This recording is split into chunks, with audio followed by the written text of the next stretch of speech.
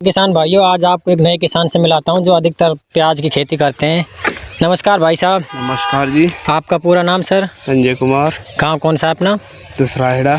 ये पड़ता है सर लक्ष्मणगढ़ तहसील अलवर ज़िले में। सर आप जो प्याज करते हो कौन सा बीज है अपना? ये पंचगंगा बादशाह। सर आप फ्री होते एक बार खड़े होकर बात कर सकते हो। हाँ। अब पंचगंगा बीज है, आपने कब तैयार किया था बीज? ये करीब ये तैयार किया था, जनवरी के महीने से स्टार्ट किया था। जनवरी में? कितने महीने में तैयार हो जाता है? हाँ, करीब 3.5 महीने तो लग जाते हैं। 3.5 महीने। उसके बाद अब आप इसकी रुपाई करोगे, है ना? हाँ जी। रुपाई करोगे तो कितना टाइम अब इसको तैयार होने में लग जाएगा?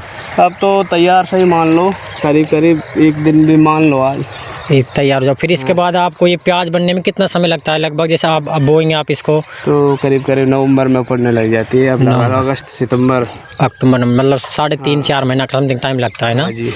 और पिछली बार का भाव क्या रहा था अगर आपको याद हो तो? हाँ, भाव तो हमारे तो 1500 का था।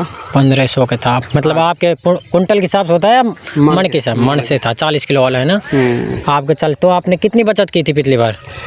2.15 की बेची थी। 2.15 के समथिंग में। पिछली बार कम की थी। 1.5 बीघा। 2 बीघा है। उसे 1.5 बीघा में कितने खर्चा आया होगा आपको याद हो तो?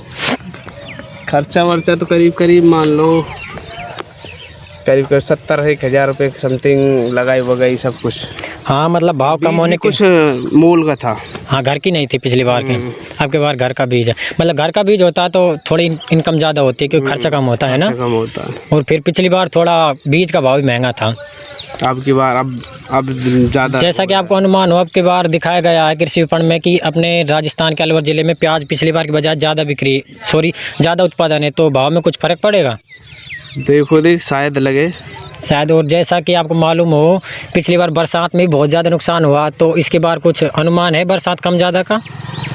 बरसात तो देखो, बरसात नहीं होगी तो बाजरे भी नहीं होंगे। बात तो कुछ तो बारिश तो होगी शायद।